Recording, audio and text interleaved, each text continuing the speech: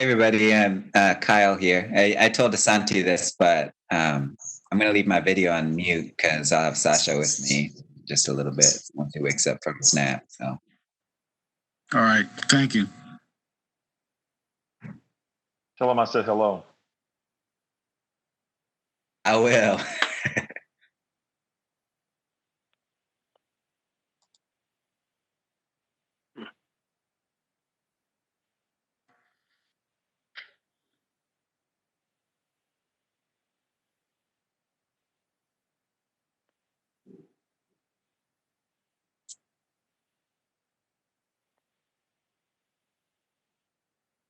Still can't hear Asante.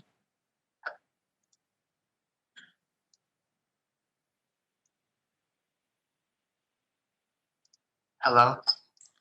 I hear you. I can hear you. I hear you. Can you hear me now? Yep. All right, sorry about that. We'll start with this presentation, and I will have, I believe, Ms. Ferroli is going to start us off. All right, you're ready. I can go ahead and get started. Go ahead. Okay, so you can go to the next slide, please. And, good afternoon, everybody. The first half of this update is we're going to just do an update on COVID or other responses to with the recovery of COVID as well. You can go ahead and go to the next slide, Asante. And next slide. Thank you. All right, so as we've been doing over the last few months is really showing our King County in regards to the COVID cases that are occurring in not only the city of Grand Rapids, but Kent County as a whole. And one thing to note here is definitely over the last 2 to 3 weeks, we have seen a steady increase of cases of COVID within our community. For a while, we were under 1,000 active cases, and now as of this morning, we're up to 1,274 active cases. And it is definitely a known situation, and in regards to the increase in cases, not only in the state of Michigan, but all across the United States and in specific states along the southern part of the country. And then really emphasizing the importance of the mask mandate that our governor put out last week. And really showing that that is an effective tool in helping to curb the active cases that are occurring in our community. So really asking everyone to emphasize that fact and sharing the importance of wearing masks when we're out in public, continuing our physical distancing, and also, of course, continuing our washing our hands and disinfecting services, because those are the three main things that they have found to really help eliminate the spread of COVID-19. Go ahead and go to the next slide. All right, so we've also been talking a lot about the Homeless Outreach Task Force team, otherwise known as the HOT team, and we wanted to give you an update in regards to what is occurring with that team.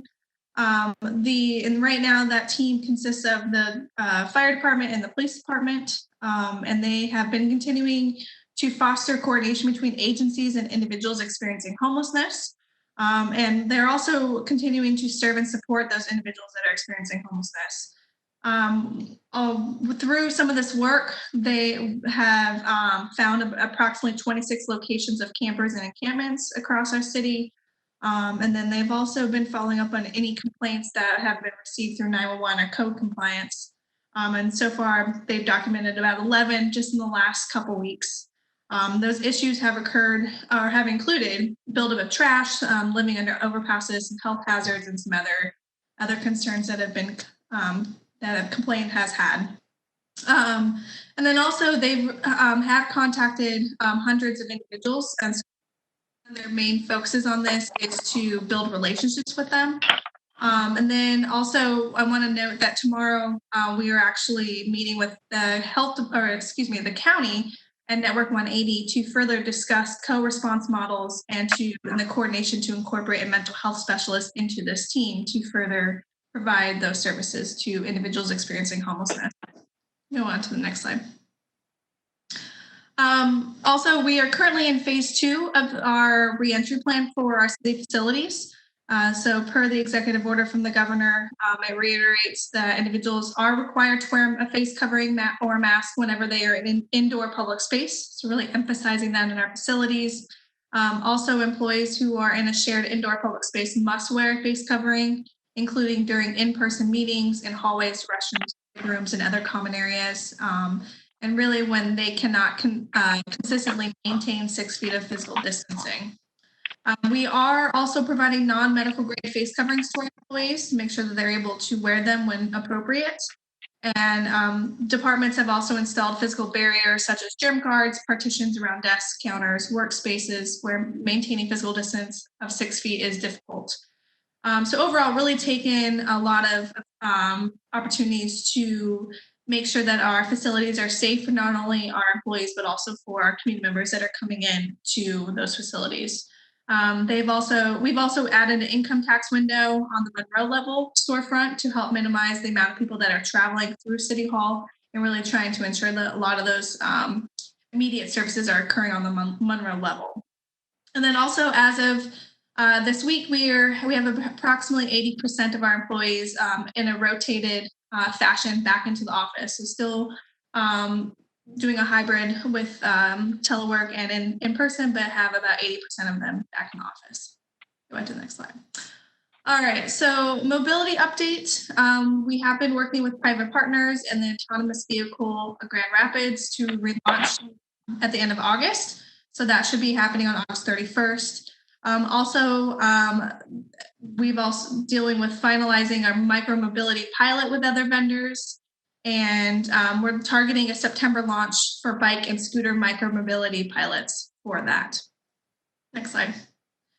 As far as economic recovery that's been going on ever since we started the response of COVID, there's been work group investments plan has been finalized, and we've really been focusing on 4 investment areas.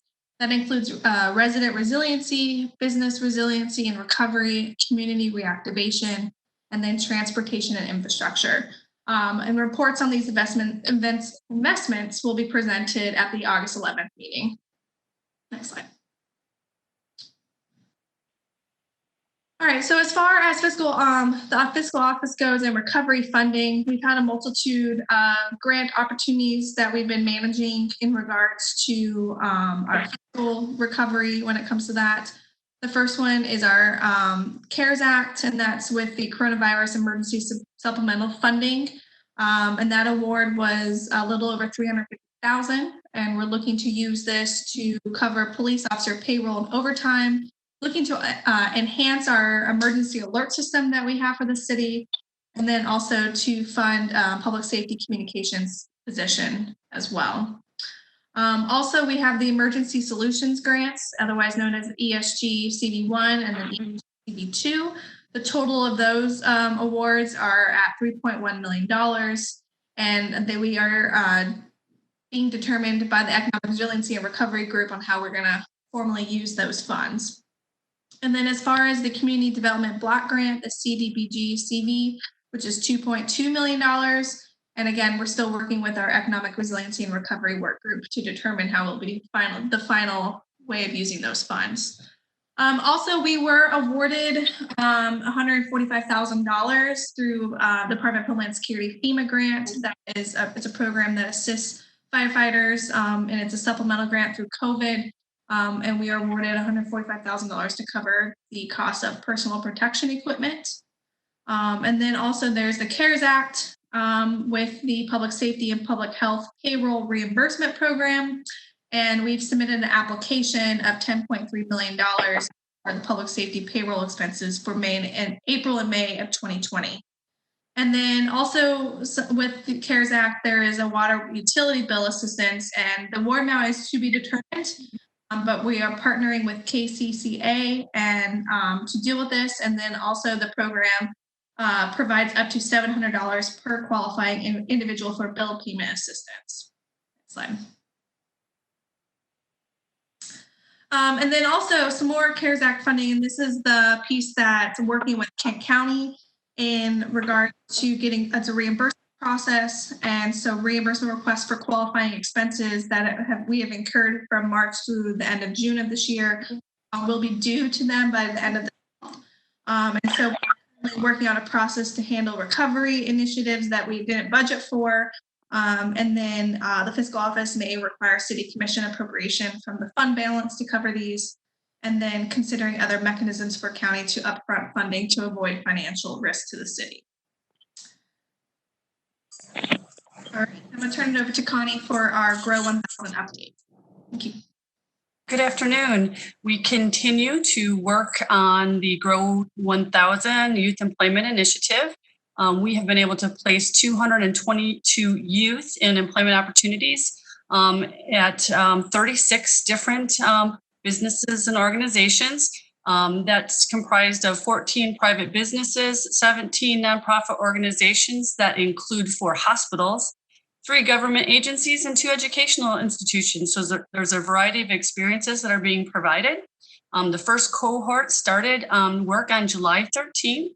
The second one began yesterday, and a third cohort will begin within the next 2 weeks. We're working currently to the youth that we have employment documentation that we're trying to obtain and being able to place them. So far, we've trained a total of 320 youth who've completed a pre-employment training that consists of 5 hours of training prior to them going to their workplace. And we have additional youth that are scheduled this week, 35 completed training yesterday, and we have several more who are scheduled throughout the week. So those individuals will try to work to get their paperwork in place and their work permits from their schools so we can get them placed within the next 2 weeks as well. We continue to do direct outreach to encourage the participation and again, to obtain documentation from some young people throughout the process. It's been a little bit challenging, but with a little bit of direct outreach, we've been successful in getting that information in so we can get them placed.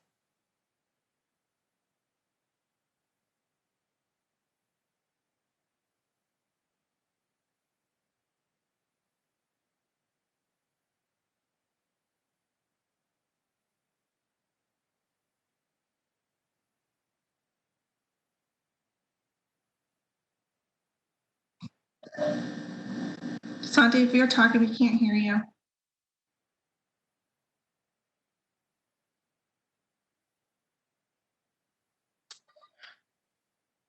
Can't hear him.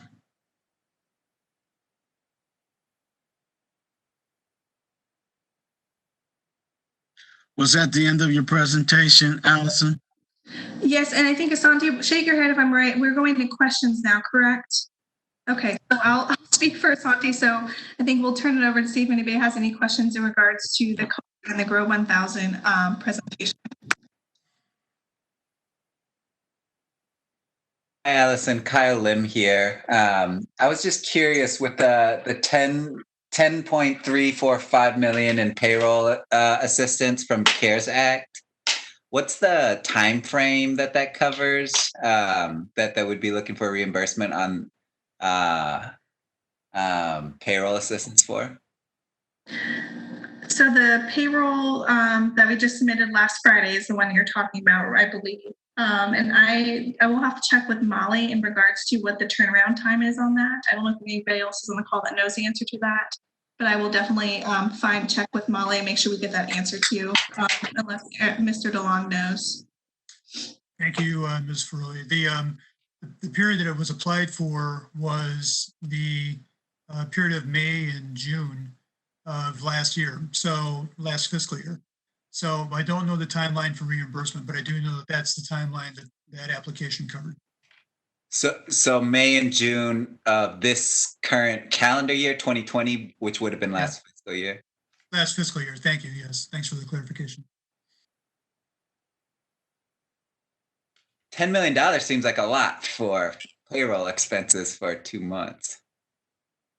Well, it was all of our police and fire team that was working during that time, and it was fully loaded payroll. So it shows you the amount of time and effort that we put in, and it is a fair amount of money when you think about it. Allison, can you hear me? Thank you. You're welcome. right, any other questions?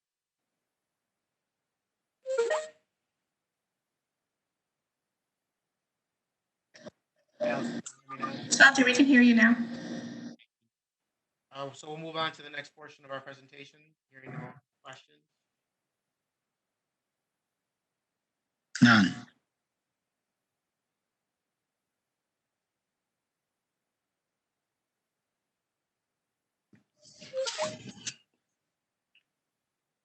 All right, good afternoon. I will be providing you with an update related to our police reform initiatives from the perspective of the Office of Oversight and Public Accountability. And we'll also hear an update from our city attorney's office as well. Next slide, please. So we'll cover 4 topics today, recognizing that there will be a larger update at the next commission meeting in August 11th, but we'll cover the OPA strategic planning update, which will talk about our digital engagement processes. We're also talking about our processing trauma program, as well as True Action, which is a police reform webpage that we'll talk about, and the OPA position. And I'll just start there by indicating that recruitment is underway. I'm grateful to the commission for the additional resource that they've added to the Office of Oversight and Public Accountability. I anticipate us completing that recruitment process over the next month or so, and I should have made my decision by the beginning of September. So thank you for those resources. Next slide, please.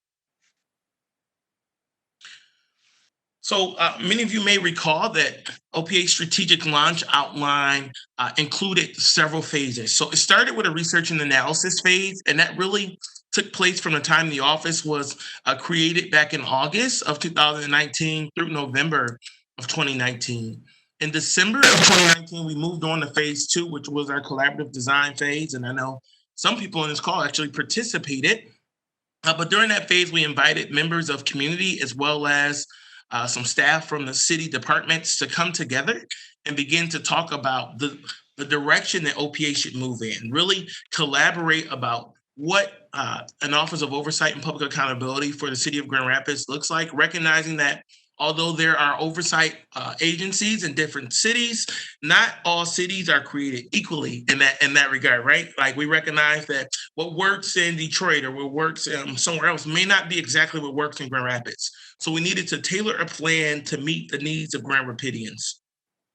That took us to phase 3, which was our strategic engagement phase. And it started in January, where we began to do community meetings, and we were very intentional about the design of that plan. The design of it was to go to community. We didn't want to create a situation where we expected community to come to us. We wanted to go to community and engage them about the plan and make sure we were headed in the right direction. Soon thereafter, COVID-19 hit, and as a result of that, it caused us to pivot. It delayed our engagement efforts, but we're excited to announce that it's now virtual, and we'll be able to gather community sentiment in that way.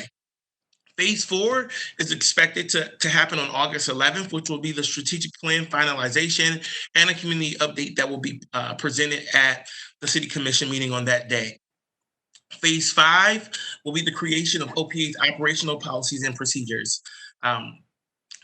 My grandmother always told me you got to plan your work and work your plan, right? So before we could get to the place of creating our operational policies and procedures, we had to make sure that our strategic plan was in place. And after we create our operational policies and procedures, then we will do internal and external education regarding what those policies are, about how our plan operates regarding the full scope of the work of the Office of Oversight and Public Accountability. Next slide, please.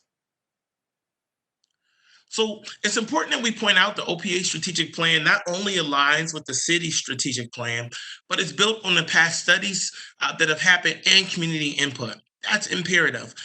This work in Grand Rapids is not new. We know the community have put their energy into this work, into making sure that we had our good community and police relations and making sure that their voice was lifted in those spaces. And we have to honor that.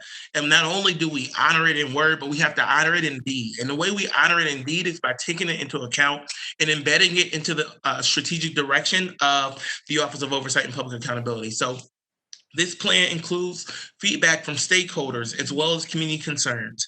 It also includes the studies, the police staffing study, the 12-point plan, the city strategic plan, 21st century policing plan, as well as our traffic stop study and our safe recommendations.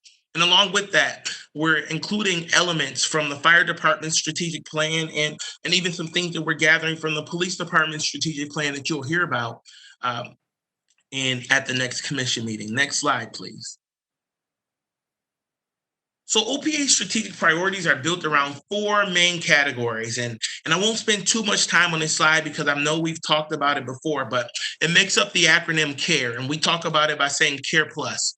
When we talk about CARE, we're talking about change, accountability, restorative justice, empowerment, and engagement. And I just lost the slides on my end, so I don't know if other people are able to see it still. So there we go, they're back. So when we talk about that, again, that's change, accountability, restorative justice, empowerment, and engagement.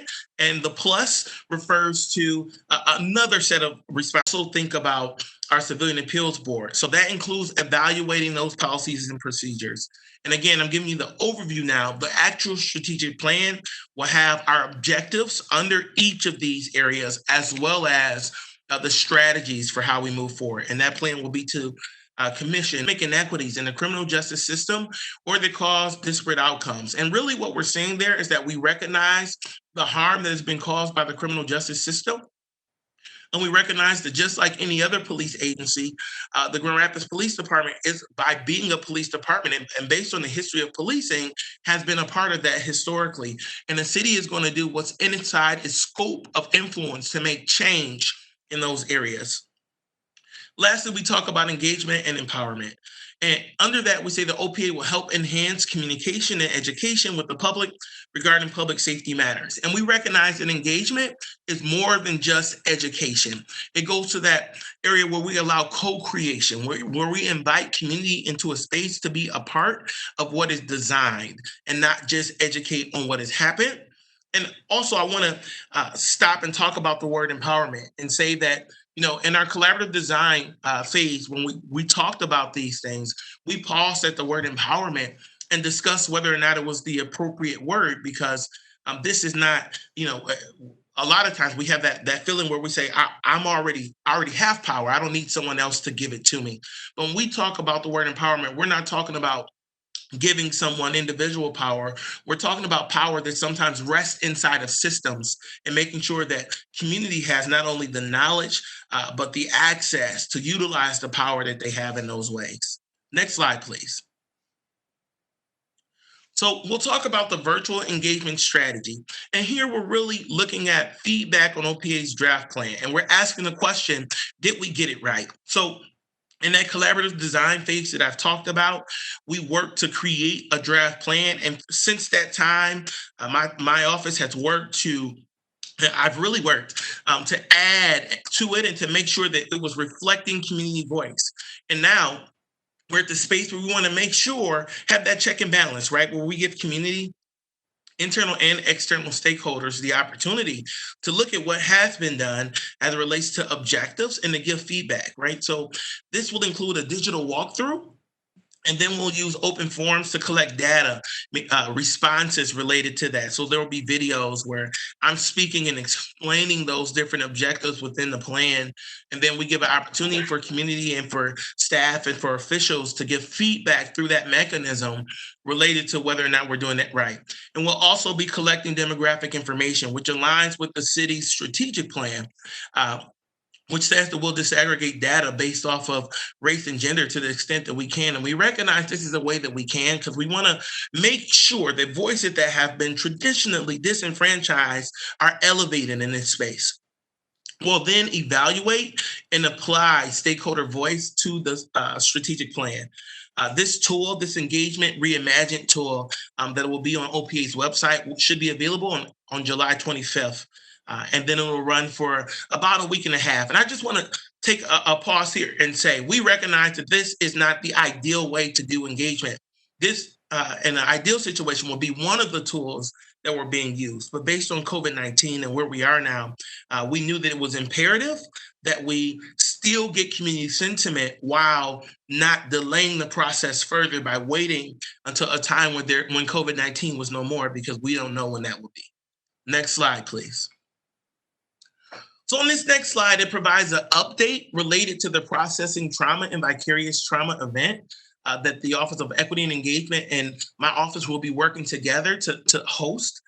This program is scheduled to happen on August 12th at 6 p.m. So let me just explain it to you a little bit. We understand and honor the fact that there is trauma and vicarious trauma that results from racism and use of force incidents. In fact, people of color have experienced this for hundreds of years. In particular, Black people experience significant trauma and vicarious trauma. So when incidents like the incident with or the murder of George Floyd or Breonna Taylor occur, it impacts people, particularly people of color, and I would even say more specifically Black people, tremendously. And oftentimes the tools are not there to handle the mental trauma that comes along with that. So this event is designed to be an opening space to that. So it aligns with our city's strategic plan in that it works to deal with systemic issues and fight disparate outcomes. But the way it's going to work is that there will be a panel, and it will be hosted on OPA's Facebook page. And we're bringing in local subject matter experts that will lead this conversation. And Ms. Stacy Stout and I will facilitate the conversation. But this is an opportunity for community to call in with their questions or to write on Facebook with their questions. And we'll ask the panelists, and they'll provide tools for working through that trauma. Now, we have to be clear that this is one event. And one event is not sufficient enough to deal with all the trauma that comes along with racism and with use of force incidents that happen improperly and things of that nature. So as a result of that, OEE and OPA are working and have identified and will support community groups that will lead this work going forward. So this is a one-time event that we'll be hosting, but we're excited to partner with community to lead this work going forward. So the next thing I want to talk to you about is True Action and reimagining policing in Grand Rapids. So when we say true action, we're really asking the question, is it transparent? Is it responsible?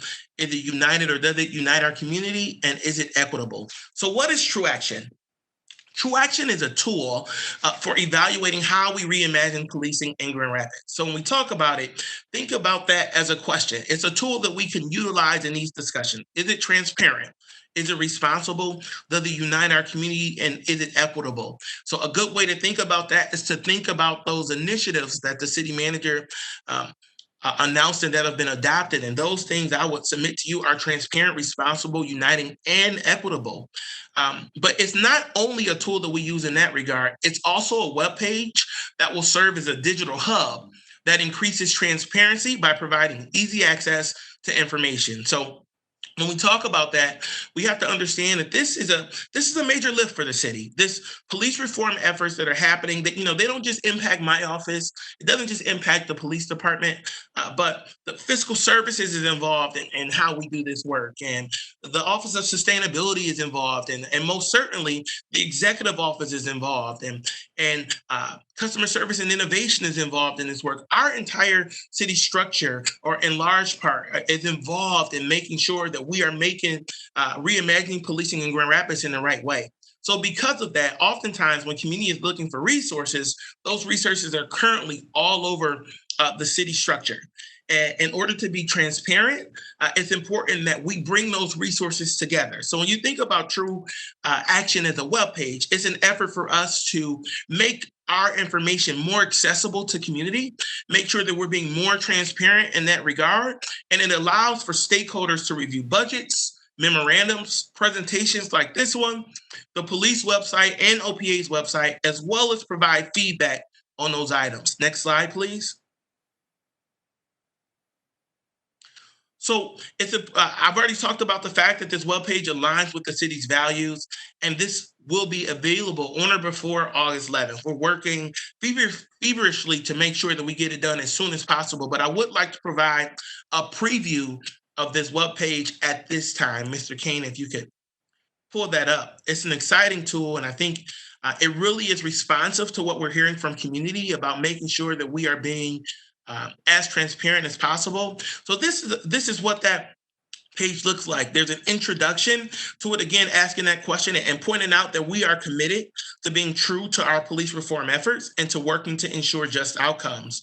So we're committed to being transparent, responsible, uniting, and being equitable. I want to scroll down a little bit, and I'll just show you some of the functionality here. So right before we click, you see that there are different tiles, and that's the police reform initiatives tile. You'll see a police budget tile. You'll see studies and recommendations, memorandums and updates, a link to my office's page, as well as the police department page, and what will eventually be a dashboard that you'll see at the next commission meeting, which will allow community to track progress. So if we click on this police reform initiative page first, oh, we can go with the, okay. On this police reform initiative page, you see that all of the initiatives that we've been discussing have been divided out into different areas. So you see policy, budget considerations, and other things. But we can start with policy, Mr. Kane, that's perfect. So under policy, you see those use of force policy improvements that commitments have been made around. So that includes banning chokeholds and requiring de-escalation and verbal warnings before deadly force is used, and reasonable alternatives being used, as well as the duty to intervene and banning shooting and moving vehicles. And we know some of these things have already been implemented, but here the green represents those original 19 initiatives, and the blue represents the 4 new initiatives that have recently been added. And you'll see a column that has action. So community will be able to look and see what action is being taken related to those initiatives. And also they'll be able to see a status update regarding what is the status of those initiatives at this time. So, and if you were to scroll down on this page, and we could just scroll down real quickly, for each of these areas, the initiatives that fit under those things would show. And we could quickly click on, let's say, community engagement, just so you can see it under another area. Again, so you'll see established community police advisory council for the chief. And the action there shows that the 6 initial members have been announced. And it shows when they were announced under status. So this is a tangible way for both community and our internal and external stakeholders to look and see what we are doing and see the true action that is being that is happening as we reimagine policing in Grand Rapids. Let's go back to that homepage there. And I would like to show you this police budget tool as well. This is great work by our fiscal services division and our customer service and innovation division. There's been a lot of question about the police budget and being able to really dig into the police budget in an easy way, in a way that is transparent, in a way that makes sense for community. So on this page, community can come to the True Action page and then click in to the police department budget. So you can go ahead and click there. And when you click into the police department budget, there's a breakdown into the different areas and different units of the police department budget. And we can go to community engagement. Again, when we do this breakdown, there's even a further breakdown to show the way that funds are allocated in those areas. So I'm using community engagement at this point, but you can see the amount of money that's spent on full-time employees in that unit, as well as the retirement fund. And as we go further, you can see building rentals, so the cost of buildings, or printing and publishing, conferences, and shift differentials, and all of those things. So this is a great breakdown for community to be able to look at and to see the level of detail into the police budget. And again, I'm excited about the use of this tool. Mr. Kane, we can go back one, but I'm excited about the use of this tool because it shows, first of all, it's responsive to what we've been hearing from community, but it also is a great way for us to be innovative and accountable fiscally here in Grand Rapids. Okay, so we can return to the original slideshow.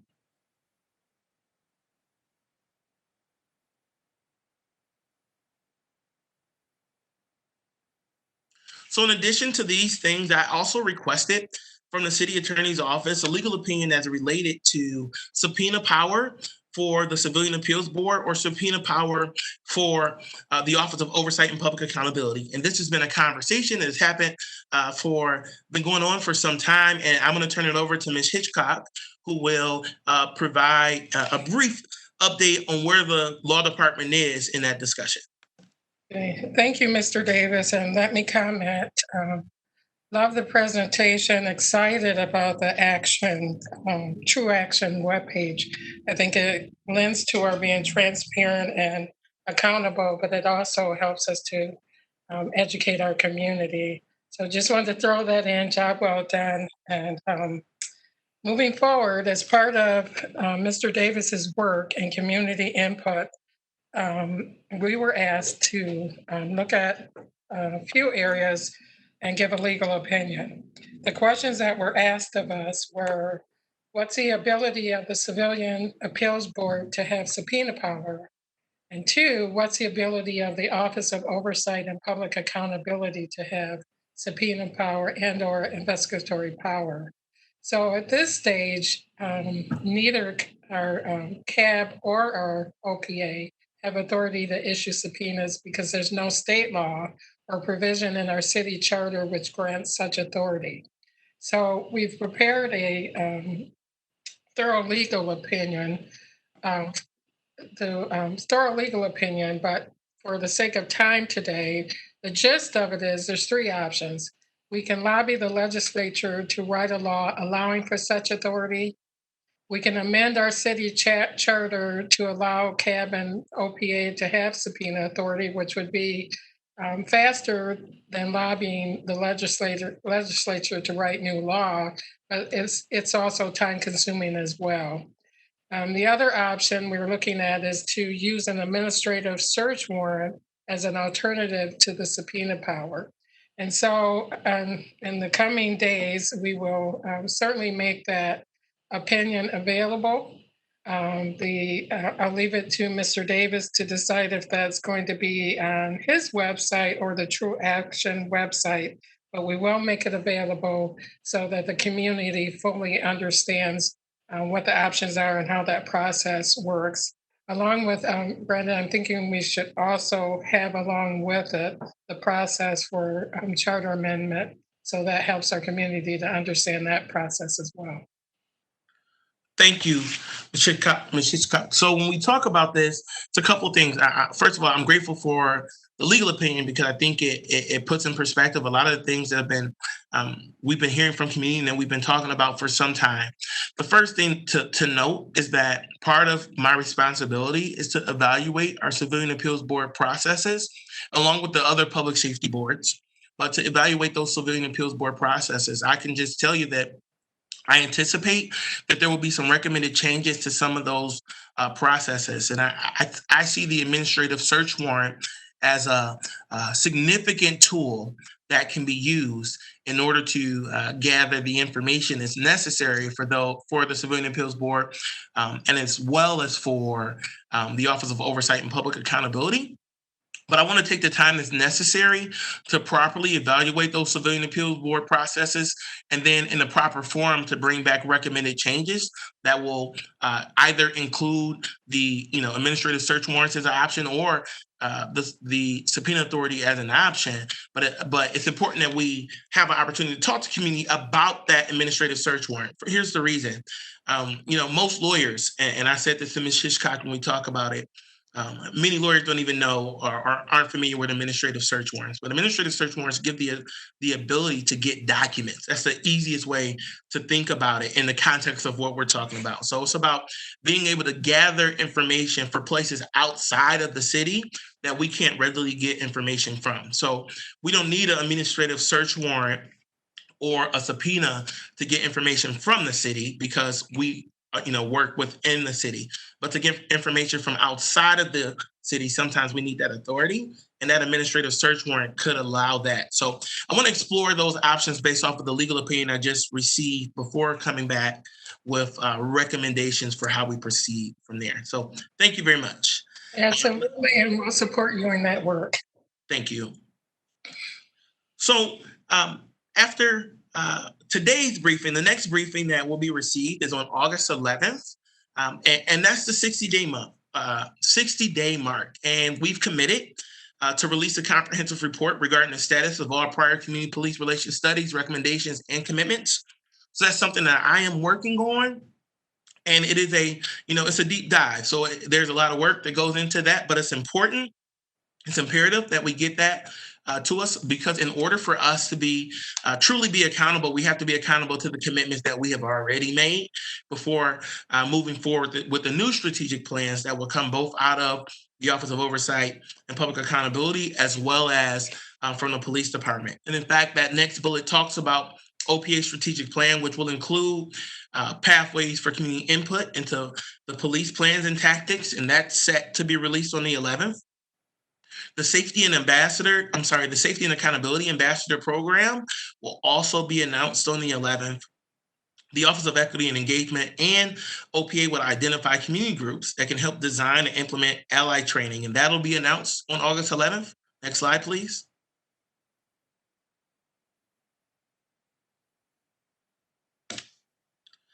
I can't see that top part, but I believe that it says that, thank you, the police department will be presenting its Reimagining Policing Action Plan. And this is a new item. So this is not something that was originally part of the 19 or 23 initiatives, depending on how you count it, that the city manager announced when we began talking about these police reform initiatives, but it is something that has now been included and will be reported at that point.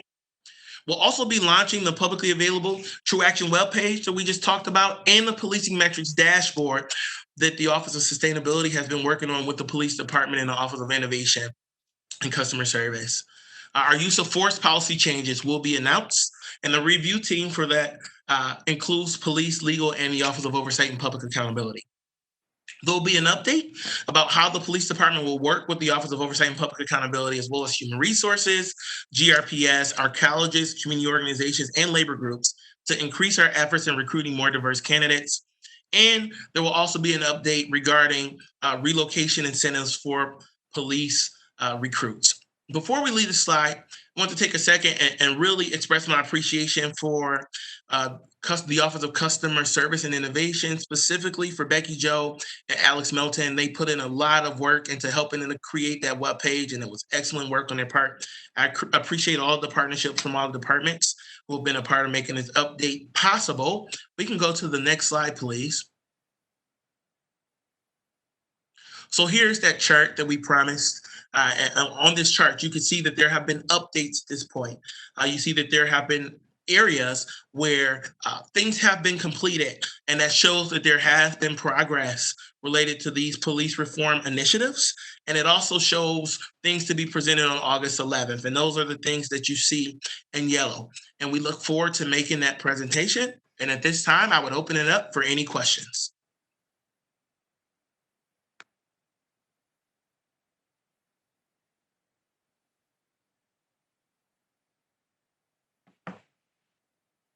So Brandon, I have a question for you. Can you hear me? Yes, sir. I really appreciate the piece on imagining. I think Reverend Commissioner Joe Jones had brought that up. I think that's a very powerful word. So I hope you got that from him because I think that was well said and well presented, because it takes it to a whole new different mindset. So I appreciate hearing that today. Thank you, sir, and we appreciate it being brought up. Got a quick question, Brandon. Thank you for the presentation. It's regarding the subpoena power. So is it safe to assume that, again, there's no state law that speaks to it? So it's safe to assume that no municipality in the state of Michigan has a body or an entity that possesses that power currently? Is that a fair statement? I don't think that's a fair statement. And the reason is that, it is possible to do a charter amendment for that to occur. So there will be places that could have it. But based on our current structure, it's something that would require a charter amendment. And as the city attorney indicated, that's an extensive process.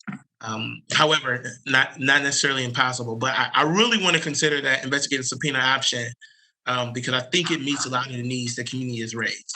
Can you give me some idea of where we see that used in different parts of the country or even different parts of the state? What you're suggesting, the investigative subpoenas? Yeah. Sure. So investigative subpoenas are used largely in prosecution.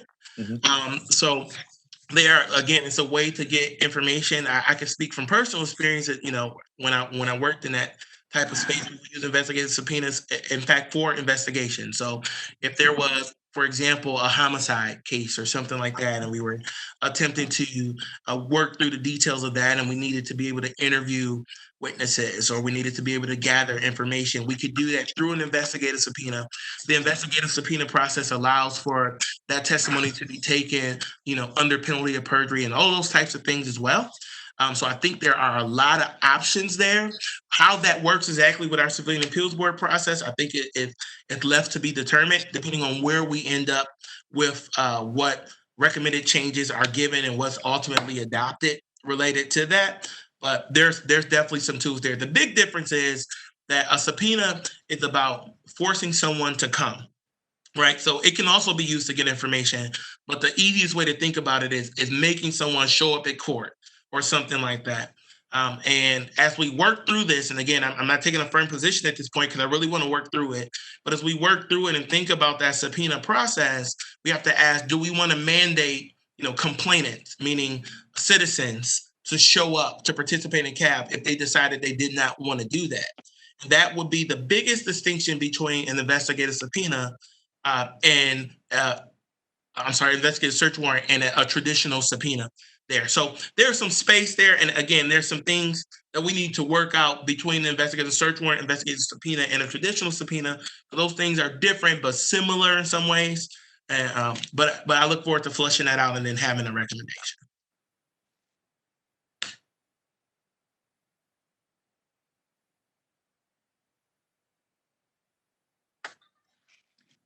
I don't have any further questions. Thank you for the presentation. Thank you.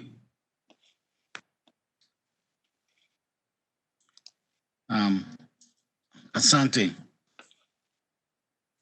I'm going to have to leave. I got an emergency that just came up. Sir, So can I be excused? you're the boss, sir. You can't be excused. All right, you close out from here on out, sir. I shall. Mr. Kettle, can you be heard? You want to try to speak? I'm sorry, I couldn't quite hear you. Oh, I just wanted to know if you could, if we could hear you, if you had any questions, sir. Excuse me. No. No questions. Mr. Repart, Mr. Jones, any other questions? No, thank you, Brandon, for your presentation, and I love that real action that dashboard. I think that's going to be super helpful to be able to track what's happening. I think that's a really, really solid addition. So I was pleased to see that. So thank you. Mr. Lim or Mr. James, any questions? No, I have none. I enjoyed the presentation, and thanks for all the work in putting that together. No questions on my end. I'm excited to see the dashboard as well. This is Kyle. Curious to see what the metrics are that are going to be populated on there.